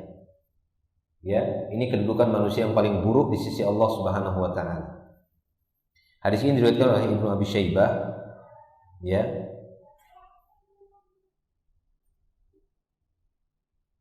Demikian juga diriwayatkan Imam Muslim, Abu Daud, Imam Ahmad dan yang lainnya. Hadis ini ada kelemahannya karena dalam sanadnya ada seorang perawi yang lemah bernama Umar bin Hamzah Al-Umari. Perawi ini dilemahkan oleh Yahya bin Ma'in dan Nasa'i. Imam Ahmad berkata tentangnya hadis-hadisnya munkar, lihat Mizanul I'tidal. Ya, juga ada Abu Zifaf. Makna hadis ini semakna dengan hadis-hadis lain yang sahih yang melarang menceritakan rahasia hubungan suami istri. Tapi di sana ada hadis yang sahih, ya. Kadang hadis yang dhaif ini dibawakan karena ada pendukung dari hadis yang sahih. Artinya dari sisi sanad mungkin dia lemah, tapi redaksi maknanya sama seperti hadis yang sahih yang mengharamkan menceritakan rahasia hubungan intim. Dari Asma binti Yazid radhiyallahu anha, dia berada dekat Rasulullah. Pada saat itu ada laki-laki dan perempuan yang juga sedang duduk bersama beliau sallallahu alaihi wasallam. Beliau pun berkata, barangkali ada di antara kalian yang menceritakan apa yang dilakukan kepada istrinya, yaitu cerita persetubuhan. Begitu juga kalian para wanita, barangkali ada di antara kalian yang menceritakan apa yang dilakukan kepada suaminya tentang persetubuhan. Nah, ini pernah kejadian seperti ini. Berkumpul dalam sebuah majelis, di sana ada kaum laki-laki, ada kaum wanita. Ya, seperti inilah, ada kajian, ada laki-lakinya, dihadiri laki-laki, dihadiri juga oleh kaum wanita. Nabi bertanya, barangkali di antara kalian wahai kaum laki-laki, ada yang pernah menceritakan tentang persetubuhannya dengan istrinya? Atau kalian wahai kaum wanita, mungkin di antara kalian ada yang pernah menceritakan tentang persetubuhannya dengan suaminya? Ya. Maka apa kata mereka waktu itu? Aku pun berkata, kata Asma binti Yazid waktu itu, ya, Asma binti Yazid, aku pun berkata, demi Allah benar. Ya, langsung yang menyautnya itu wanita, kan gitu, ya. Demi Allah benar wahai Rasulullah, mereka melakukannya, maksudnya menceritakan hubungan intim mereka kepada teman-temannya, kepada sahabat-sahabatnya. Kemudian Nabi sallallahu alaihi wasallam bersabda. Beliau pun bersabda, "Fala taf'alu." Jangan kalian lakukan lagi seperti ini. Jangan kalian menceritakan tentang hubungan suami istri. Ya, jadi menceritakan hubungan suami istri atau ya cerita tentang persetubuhan lah, kan begitu, ya. Ini saja sudah tidak boleh, padahal halal, kan begitu, ya, suami istri. Lalu bagaimana cerita-cerita ya pornografi ataupun langsung tayangan pornografi, maka lebih besar keharuman. Nah, gitu, ya. Ini padahal suami istri, betul, artinya hubungan ataupun persetubuhan, persenggamaan yang halal sebenarnya. Tapi nggak boleh diceritakan. Ya, haram diceritakan. Nah, itu dia. Apalagi jika cerita-cerita ya hubungan intim tadi dari orang-orang yang tidak halal. Cerita. Kadang kan ada itu, ya, cerita-cerita tentang pornografi. Ada kan kadang-kadang cerita-cerita seperti itu, dibaca, disebar, di-share. Apakah itu mungkin cuma karangan saja atau memang benar terjadi, ataukah itu kejadian dari orang-orang laki-laki perempuan yang tidak halal? Intinya ya itu haram, tidak boleh itu diceritakan. Lagi itu tidak halal. Baik. Apalagi itu berbentuk tayangan langsung, ya, video atau gambar-gambar, cerita dalam bentuk cerita saja itu nggak boleh kan gitu ya. Apalagi sudah digambarkan, ada tayangannya, ada filmnya kan begitu ya, ada videonya. Maka ikut nge-share itu, nah ini sama seperti menge-share cerita dengan hubungan halalnya kan begitu dengan istri atau suaminya. Ya, bahkan mungkin lebih besar lagi dosanya. Baik ya, fala taf'alu kata beliau.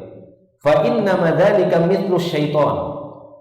Karena menceritakan hubungannya dengan pasangan resminya yang sahnya itu dosanya sama seperti syaitan laki-laki, setan jantan.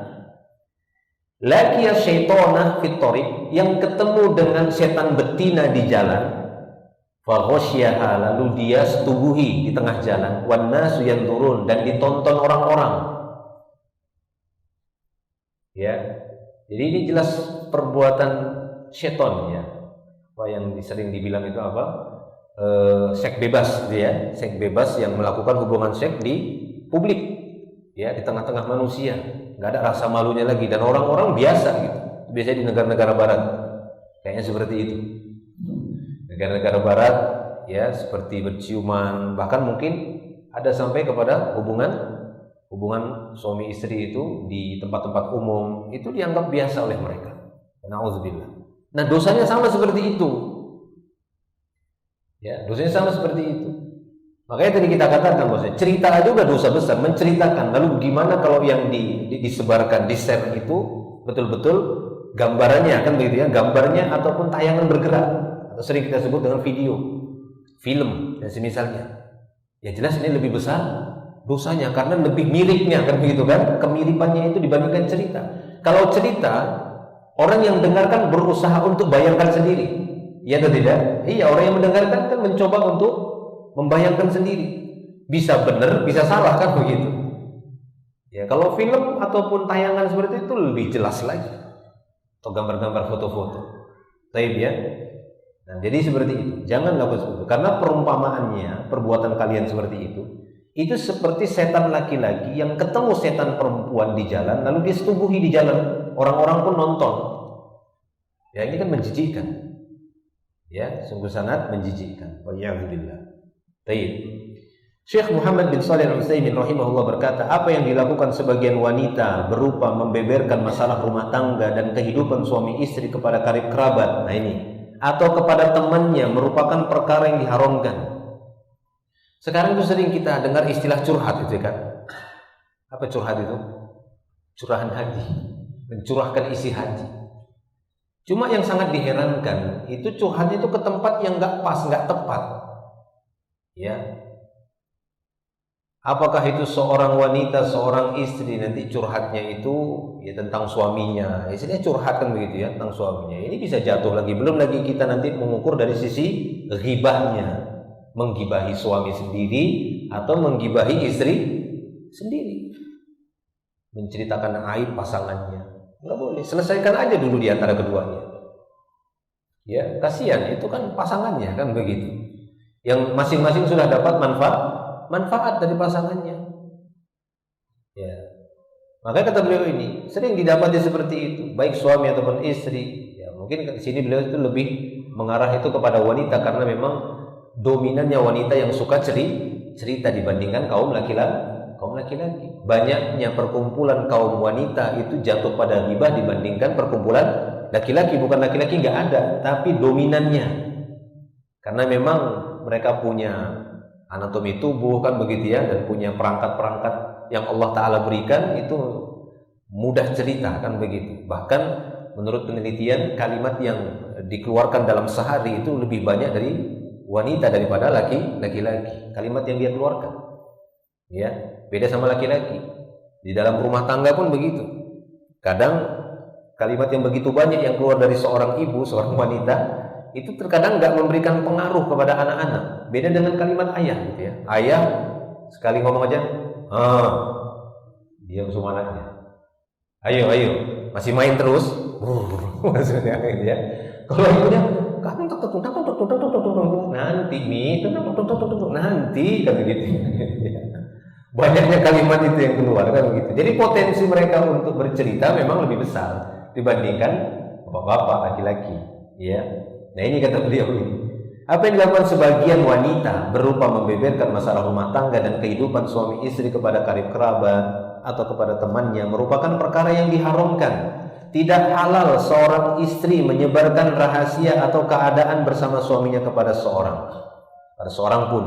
Allah berfirman, "Fas-salihatu qanitatun hafizatun lil ghaibi bima hafizallah." Maka para wanita-wanita yang salihah adalah mereka para wanita yang taat kepada Allah, menjaga diri ketika suami tidak ada. Ya, di antara cara menjaga diri maksudnya menjaga kehormatannya, menjaga kemaluannya dan menjaga lisannya untuk tidak membeberkan ya aib, kekurangan ataupun rahasia-rahasia rumah tangga. Karena Allah telah menjaga mereka.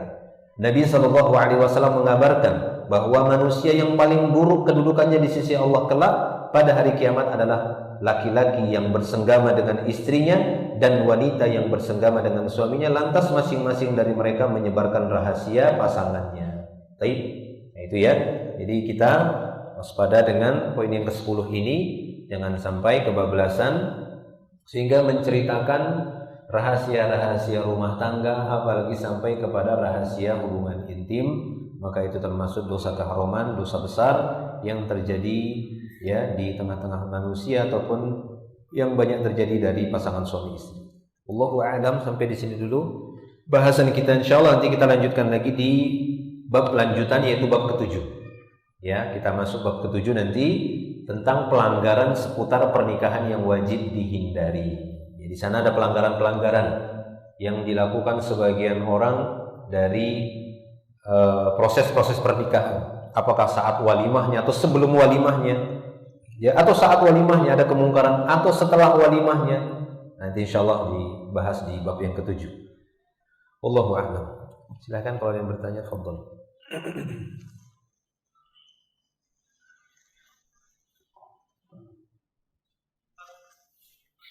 Fadhal.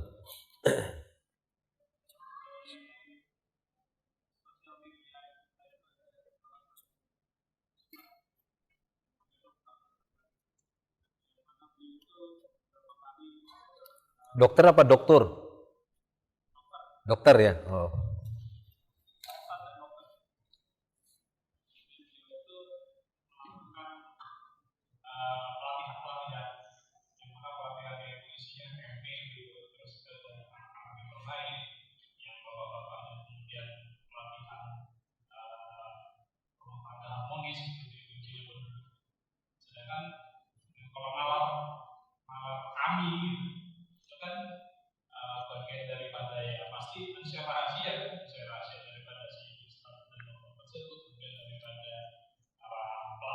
Ya kan berarti proses rahasia itu saya sudah melakukan seperti ini. Tapi tujuannya yang baik gitu untuk orang bisa itu seperti apa? Apakah karena yang nomor 10 Baik. Baik. Ya, tadi ada pertanyaan berkenaan dengan kegiatan-kegiatan terkini itu bermacam-macam ya. Ya memang sih saya pribadi ketika melihat belakangan ini berbagai macam konsep-konsep kegiatan itu banyak bermunculan, yang mana kita selaku umat Islam juga berusaha untuk terus melakukan pengkajian lah, berdasarkan bimbingan para ulama kita pastinya dari Al-Quran dan hadis Nabi SAW, yang kita tidak bisa secara mutlak membenarkan dan tidak bisa juga secara mutlak menyalahkannya. Kadang ada hal-hal yang memang dari kegiatan itu harus kita rinci, walaupun kadang ada yang memang kita mutlakkan itu salah. Ya, ada yang kita mutlakkan itu salah. Baik. Nah, untuk yang ditanyakan bagaimana tentang kegiatan-kegiatan yang dilakukan oleh ya sekelompok orang lah begitu ya, ataupun sebuah lajnah ataupun panitia yang tujuannya memberikan edukasi, ya memberikan edukasi kepada pasutri, pasangan suami istri dengan kegiatan jama'i, berjamaah. Ya mungkin di sana ada pematerinya, Tadi ditanyakan dia ada dokter juga dan dia berprofesi sebagai dai, penceramah ataupun ustadz, sekaligus dia juga memiliki ilmu tentang kedokteran mungkin ya, medis dan semisalnya. Lalu membuat acara-acara edukasi, bisa di suatu tempat dengan mengumpulkan para bapak-bapak, dikumpulkan ibu-ibunya juga yang mereka semua aslinya adalah berkeluarga, berpasang-pasangan, ya dari pasangan suami istri dan punya anak. Baik, maka apakah yang seperti ini tidak terjatuh kepada poin ke-10 tadi, yang akhirnya nanti mereka terjebak di dalam larangan membeberkan atau menceritakan rahasia-rahasia keluarga? Bisa saja dan bisa juga tidak, tergantung nanti bentuk-bentuk kegiatannya, tergantung nanti dari konsepnya tadi, kan begitu, atau dari acara-acara yang dibuat. Sebatas ini kan kita belum melihat acaranya itu apa, kan begitu. Kalau dia cuma sebatas ceramah, misalnya di kaum bapak dikumpulkan secara tersendiri lalu diberikan edukasi berkenaan bagaimana sikap-sikap seorang ayah, seorang suami dalam rumah tangga yang benar, hanya sebatas itu, ya maka ini tidak ada masalah. Kemudian nanti di grup ibu-ibunya mungkin diberikan edukasi juga dari sisi kesehatan rumah tangga, kesehatan, menjaga kesehatan seorang wanita, kan begitu kan, kesehatan yang berkaitan dengan hubungan intim, tapi tanpa harus mereka dimintai ininya, kan begitu kan, pengalaman-pengalamannya Ibu A gimana pengalaman sama suaminya, kan sampai begitu. Kalau sampai seperti itu menjurus ke sana, ya kita katakan nggak boleh. Makanya dilihat dulu, ya bentuk acaranya itu gimana, kan begitu, sejauh mana bentuk edukasinya tadi. Kalau sampai mengarah kepada membuka rahasia dari masing-masing peserta sehingga diketahui oleh orang lain, ya maka kita katakan itu terlarang, haram. Batasannya itu ada batasan-batasannya. Tapi kalau tidak, maka ya kita katakan sah-sah saja, boleh-boleh saja acara ataupun kegiatan seperti itu. Cuma ya harus dilihat dari banyak sisi lah, gitu ya, acara seperti itu. Saya tidak langsung membenarkan secara mutlak juga, tidak juga saya salahkan, gitu ya. Cuma kalau saya pribadi melihat yang berkaitan dengan rumah tangga seperti ini, mungkin sifatnya itu lebih tertutup. Ya, lebih tertutup itu lebih baik, kan begitu. Karena khawatir tadi gitu ya. Belum lagi nanti pelanggaran ikhtilat, kan begitu ya. Belum lagi nanti yang lainnya. Nah, itu harus perlu jadi bahan pertimbangan. Wallahu a'lam bishawab. Intinya, selama di sana memang tidak ada acara-acara yang bisa membuka rahasia-rahasia masing-masing peserta, maka kita katakan silahkan saja. Hanya sebatas memberikan edukasi. Karena memang ada, ya seperti kajian kita ini. Karena kan dari poin-poin tadi memang ada yang mengarah kepada laki-laki saja. Ada yang kadang memang secara khusus ini untuk wanita. Ada yang memang secara bersama. Nah, kalau memang tujuannya untuk mendapatkan waktu khusus untuk laki-laki, untuk para bapak-bapak, dengan dikumpulkan seperti itu dengan tema camping, kan begitu ya, plus rekreasi supaya mungkin lebih natural kelihatannya, lebih ada plusnya itu mungkin tafakurul alam. Mungkin gitu ya, tapi ya itu tadi ya, kita tidak bisa langsung membenarkan dan menyalahkan. Selama memang di sana tidak ada pelanggaran-pelanggaran syar'i, kita katakan sah-sah saja, boleh-boleh saja. Allahu a'lam bishawab.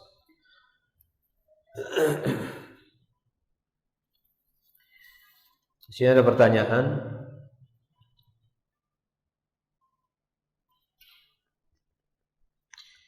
Bagaimana seharusnya seorang istri menyampaikan ketidaksanggupan untuk berhubungan dikarenakan kelelahan yang amat sangat, supaya tidak terkena laknat ya malaikat sampai subuh.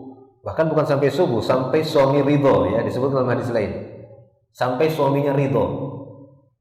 Ya, jadi bukan cuma sampai subuh, karena terkadang ada suami yang sudah ridho di malam itu.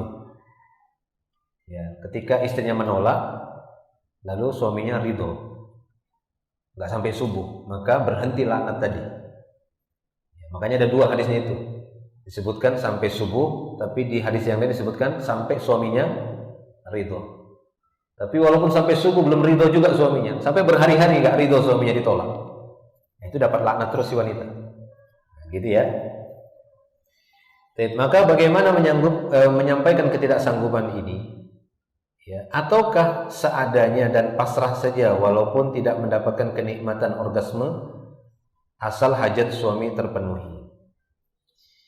Taib. Ya. Nasihat saya, kalau memang tidak sanggup di sini, tidak sanggup dalam artian menimbulkan mudarat. Ya, sementara sang suami adalah ya seorang yang memang intensnya untuk meminta hubungan intim itu apa gitu ya, dekat sekali kan begitu ya, sangat dekat sekali, dan seorang istri nggak sanggup, dalam artian nggak sanggup ini memang bisa mengganggu kesehatan dan aktivitas yang lainnya. Islam ada solusinya, suruh cari yang lainnya, berbagi ya, karena ini masuk ranah ta'awun kan begitu kan. Jangan sampai nanti suaminya akhirnya kejebak juga dalam maksiat. Jangan kita katakan nahan gitu aja kok repot sekali. Jangan kita menyepelekan masalah ini. Belakangan saya baru dapat info teman ngaji, udah ngaji lama terjebak dalam zina. Ya, dia memang intens kan begitu ya. Tapi karena istri menghalangi, akhirnya apa? Zina. Jadi jangan sepele, jangan bilang enggak, mana ada kayak gitu udah ngaji gitu. Ada. Ya, saya kemarin safar di Makassar tuh dapat infonya di situ. Ya, telepon ini ada ikhwan gini kasus gini gimana? Saya nggak bisa jawab lagi. Ya, innalillahi wa inna ilaihi raji'un. Gimana ya? Nggak bisa saya kasih jawaban. Ini gimana? Gimana saya bilang? Ya karena itu dihalang-halangi. Ya, kuatlah bahasanya gitu kan? Dia kuat intensnya itu, dan istri sudah tidak sanggup kan begitu kan? Hanya menolak. Akhirnya apa? Jatuh pada zina. Ya itu makanya bilang Islam Allah Ta'ala Maha tahu. Makanya dia buka syariat. Allah Ta'ala tahu, karena dia yang mencipta, dia pula yang kasih solusi. Sama saja seperti orang yang buat mesin diesel kan begitu kan, dia tahu solusi mesin diesel kan begitu kan, dia tahu solusinya itu, dia tahu jenis-jenisnya. Oh jangan kasih yang ini, kenapa nggak cocok, karena ini bukan bensin kan gitu kan. Misalnya ini solar bos, lama panasnya gitu ya kan begitu. Itu contoh kan begitu. Itu saja manusia gitu, paham, Allah kasih paham dia. Bosnya nggak bisa, harus dapat ini. Nah Allah Ta'ala Maha tahu juga. Dia ciptakan makhluknya ini laki-laki, perempuan, punya ada kekhususan sendiri-sendiri, jalur sendiri-sendiri. Ada kesamaan tapi ada kekhususan. Ya, kalau wanita itu kan dominannya itu senang dengan perhiasan, iya kan? Itu diharamkan bagi laki-laki. Senang dia itu ta'addudu zinat kan begitu ya. Dia suka berbilang perhiasan. Nggak cukup 1, 2, 3. Kalau laki-laki nggak cukup, dia harus berbilang istri. Ya, kalau istri dia harus berjumlah perhiasannya. Nggak bisa 1. Antum kasih cincin itu nggak cukup dia. Dia mau kalung, mau ini perhiasan emas itu. Jadi beliin aja. Ya kan begitu, karena memang nggak bisa kita tahan itu. Apa sih nahan gitu aja, nggak usah perhiasan, nggak bisa ditahan. Karena itu sesuatu yang Allah Ta'ala sudah ciptakan kecenderungan mereka kepada perhiasan emas-emas itu, nggak bisa. Anda tahan itu jadi penyakit, mudarat. Akhirnya apa? Nanti mencuri istrinya, diambilnya harta suaminya tuh pelan-pelan gitu kan, diam-diam, kan bahaya. Bagus kasih aja, ya kan begitu. Nah begitu juga istri, dipahami. Kalau udah intens seperti itu, dia udah nggak sanggup, ya kasih dia jalan kan begitu ya. Jangan dipersempit. Bantu dia cari yang solehah juga. Nah ini mas, ini bagus, saya kenal ini. Ini teman saya itu, dari kecil paham dia ini. Ini multazimah ini orangnya. Nah kan begitu kan, sudah selesaikan. Ya harus sendiri. Baik, ya itu dia. Daripada nanti. Ini masih satu kasus yang baru saya hadapi. Saya sebelum-sebelumnya banyak yang seperti itu. Jadi jangan kita bilang, nggak mungkin lah, masa udah ngaji berbuat demikian. Wah, justru Justru ini pandangan saya gitu ya. Orang-orang yang sudah sangat dekat sekali dengan sunnah, itu ya, dekat sangat sunnah, yang mana syaitan itu sulit menggelincirkan dia kepada kesyirikan, hampir putus asa dia menggelincirkannya kepada kebid'ahan, maka syaitan akan menggelincirkannya pada perkara-perkara maksiat, sekurang-kurangnya wasilah kepada maksiat. Ya, sekurang-kurangnya pada wasilah. Banyak yang jatuh jadinya. Dia kepada kesyirikan enggak, udah paham, syirik, tendang langsung. Setan masih baru mulai gini kan, ayo nyembah berhala, disentil kok nyembah berhala. Ayo buat tahlilan, apa yang disentil gitu ya. Ayo buat syirik, buat bid'ah, ditendang gitu ya, nggak mampu, sampai putus asa setan itu. Ini dari mana gelincirkan dia. Nah, paham dia dari arah itu maksiat. Ya, terutama antara ya itu tadi, masalah-masalah ini tadi yang seperti ini, seputar ini. Nah, kan begitu kan, seputar ini. Nah itu, coba pahami itu. Pahami kejiwaan manusia, pahami syariat ini dengan benar, dengan baik. Ya, tinggalkan sejenak egoisme diri. Ya, seorang suami juga jangan egois. Maksudnya egois ini pahami apa yang Allah cipta pada wanita itu kan udah dibahas, pahami. Kan begitu kan, kebengkokannya, kecondongannya kepada harta, kecondongannya. Makanya kenapa Rasulullah ketika waktu hari raya, ya kan beliau sampai 2 kali ceramah, karena waktu itu nggak ada mukabirus saut, nggak ada pengeras suara. Beliau selesai ceramah, selesai sholat Id di kaum laki-laki, kemungkinan kaum wanita nggak dengar. Beliau pun mendatangi kaum wanita, lalu ceramah. Apa yang beliau nasihatkan? Coba masih ingat apa enggak? Ingat nggak bapak-bapak? Apa yang dinasihatkan oleh Rasulullah pada kaum wanita? Apa? Ibu-ibunya ingat ya? Disuruh apa sama Rasulullah? Bersedekah. Wahai wanita, perbanyaklah kalian bersedekah, karena dominannya wanita itu pelit. Ya, dibanding laki-laki.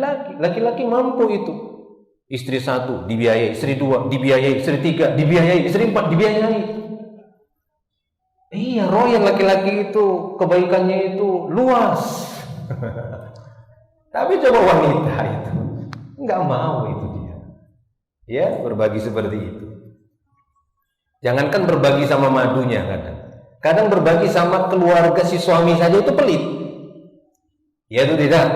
Iya. Berbagi saja kepada keluarga si suami, kepada ibunya suami atau saudari perempuannya suami ataupun yang lainnya misalnya. Itu saja susah kadang, bermasalah kadang ya. Nah, seperti itu. Laki-laki, yaitu. Jadi dipahami supaya solusi itu diberikan oleh Allah Subhanahu wa taala dari permasalahan rumah tangga. Wallahu a'lam, itu yang bisa saya berikan jawaban, karena kalau saya bilang juga ya nggak apa-apa, ya kasihan suaminya kan begitu kan. Suaminya intens minta terus tapi tidak sanggup di sini, ya gimana kalau tidak sanggup kan begitu. Ya, kalaupun dia mau mencari yang lainnya, tapi mungkin tidak semua suami mau begitu. Ya bisa saja dengan istimna, kan sah-sah saja. Istimna tahu ya, sengaja mengeluarkan airnya si suami dengan tangannya istri, itu boleh. Tapi kan apakah si suami mendapatkan kepuasan? Ya kan? Apakah si suami mendapatkan kepuasan? Kadang kan ada suami yang nggak mendapatkan kepuasan dengan itu, karena si istri nggak sanggup kan begitu kan melayaninya. Baru aja selesai kan begitu kan, baru 5 menit berikutnya lagi deh katanya. Baru selesai lagi 3 kali misalnya. Ada saja yang seperti itu. Lalu dia bilang, sudahlah mas, capek kan gitu. Dimarahinnya suaminya. Ya, atau dia melakukan istimna dengan tangannya kan misalnya seperti itu. Ya sah saja, tapi kan mungkin dia nggak mendapatkan itu. Nggak bisa kita katakan, suami ini bikin merepotkan istri aja. Ya nggak bisa. Itu biologis yang Allah cipta pada jiwanya, pada dirinya, pada tubuhnya. Dia saja nggak sanggup menahannya, kita paksa dia. Ya, kira-kira gimana kita udah bersyahwat misalnya ingin menyantap makanan di depan kita, ada udang, ada kepiting kan, iler udah turun begini. Lalu tiba-tiba iqomat, apa kata Allah? Allah paham jiwa manusia. Kita kadang nggak paham jiwa manusia. Allah yang mencipta kita, dia tuh paham. Kalian nggak akan sanggup nanti sholat dengan baik, makan dulu kata Nabi. La sholata kata Nabi bihadrati to'am. Gak boleh kalian sholat makanan sudah hidang. Nggak boleh, jangan. Bahkan sebagian ulama mengatakan nggak sah. Gimana dia lagi sholat? Siapa yang ngambil kepitingku nanti? Siapa yang ngambil udangku nanti? Nggak tahan dia. Kita suruh suami itu harus tahan dong. Nggak bisa. Susah. Beda-beda kan biologis manusia. Allah yang kasih sudah ada yang seperti itu. Ya kecuali memang ada yang masih sanggup, ada kan begitu ya. Tapi ada yang udah nggak sanggup, itu jangan kan gitu. Bahaya. Nanti justru kita punya andil di dalam menjerumuskan dia pada maksiat akhirnya. Baik. Wallahu a'lam.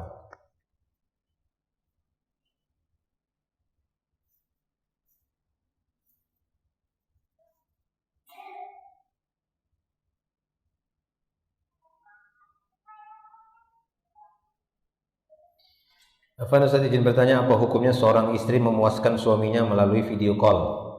Karena suami harus bertugas jauh di luar kota dengan durasi yang lama karena permintaan suami dilakukan video call dan dilakukan lewat layar aktivitas untuk suami mencapai hasrat klimaksnya. Ya selama aman dari disadap nggak apa-apa. Khawatirnya kan bisa disadap gitu ya, ternyata disadap bahaya kan begitu. Kalau aman dari penyadapan, insya Allah nggak apa-apa, boleh. Ya, misalnya suami luar kota, kemudian sang suami telepon istrinya, ya kan, istriku, kan gitu kan, lakukan ini, lakukan itu, ya buka ini, buka itu, kan begitu misalnya, ya boleh sah-sah saja. Cuma itu tadi aman nggak dari ya penyadapan tadi? Kalau tadi nggak aman, nah itu bahaya. Ya, seperti itu. Jangan-jangan dia pakai fasilitas perusahaan misalnya, yang itu terkonek gitu ya, di paralel ke sana ke sini, ya bahaya kan begitu. Dipastikan dulu aman atau tidaknya. Kalau memang aman, insya Allah sah saja, boleh saja, insya Allah. Allahu a'lam bishawab. Atau menggunakan alat-alat, silakan.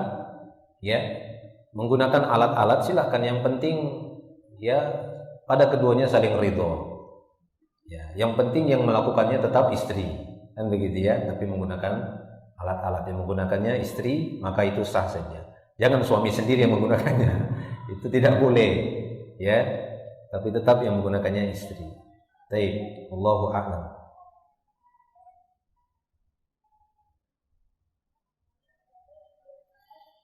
Bismillah, semoga Ustaz selalu dalam firman Allah. Allahumma amin. Ustaz, setelah bersenggama lalu bertayamum, boleh berzikir atau tilawah Al-Quran? Boleh, ya. Menurut pendapat yang saya pegangi boleh saja, sah-sah saja. Wallahu a'lam bishawab. Ya. Yang penting jangan dia ketika dalam keadaan junub dia baca Quran, berzikir, tapi minimalnya dia bertayamum. Ya, minimalnya dia bertayamum. Kenapa demikian? Saya berdalil dengan satu hadis ketika Nabi SAW mengatakan 3 jenis manusia yang tidak didekati malaikat. Maksudnya bukan malaikat maut ya. Itu tadi malaikat yang membawa barokah karena kebaikan. Jadi supaya dalam keadaan junub kita berbuat kebaikan, malaikat tetap mendekat, ya, memberikan keberkahan dari zikrullah kita, dari tilawah kita, perbuatan baik kita. Nah, itu kan mendatangkan pahala itu. Jadi ada 3 jenis manusia kata Rasulullah yang tidak didekati oleh malaikat. Yang pertama kata beliau sallallahu alaihi wasallam,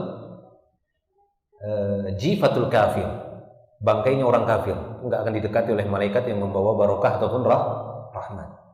Ya, tapi kalau dia jenazahnya orang mukmin akan didekati oleh malaikat, bahkan itu waktu mustajab. Jadi ketika ada jenazah muslimah, itu ada waktu mustajab. Nabi pernah menegur kan, menegur keluarganya Abu Salamah yang berkata-kata niyahah itu, berkata-kata buruk. Aduh, Tuhan, binasalah kita dengan wafatnya, begitu. Maka ditegur sama Rasul. Jangan kalian berkata-kata yang berbahaya, jangan kalian mendoakan keburukan. Doakanlah kebaikan karena saat ini malaikat mengaminkan apa yang kalian ucapkan. Nah, gitu dia. Ya, itu dia ya. Nah, itu satu. Itu tidak didekati malaikat barokah ataupun malaikat yang membawa rahmat Allah Subhanahu wa taala. Yang kedua yang tidak didekati yakni ar-rajulu al-mutadammikh bil khuluq. seorang laki-laki yang menggunakan parfum wanita berlebihan, za'faron, yang kuning-kuning, merah-merah, itu nggak didekati malaikat. Jadi laki-laki itu yang menggunakan parfum wanita. Ya, parfum wanita itu kan jenisnya itu yang warnanya kontras. Za'faron, seperti za'faron dia sangat merah gitu ya, kuning.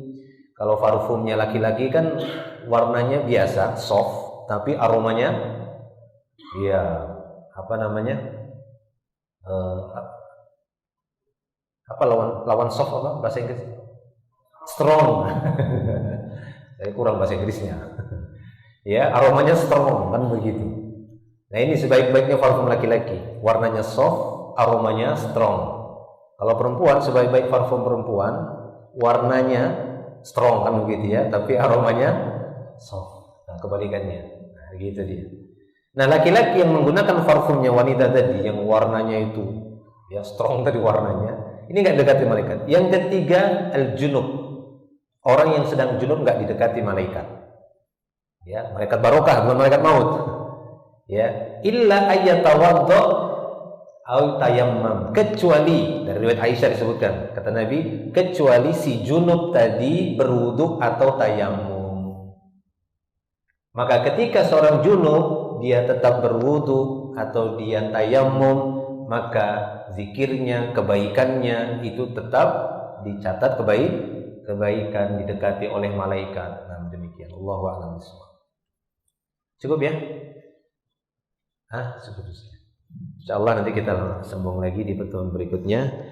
Mudah-mudahan Allah Subhanahu wa taala senantiasa memberikan hidayah dan taufiknya kepada kita semua, memberikan kebaikan bagi kita semua dalam menjalani kehidupan kita insyaallah dan rumah tangga kita. Akhiru da'wana alhamdulillah, subhanakallahumma bihamdik, asyhadu an la ilaha illa anta, astaghfiruka wa atubu ilaik. Assalamualaikum warahmatullahi wabarakatuh.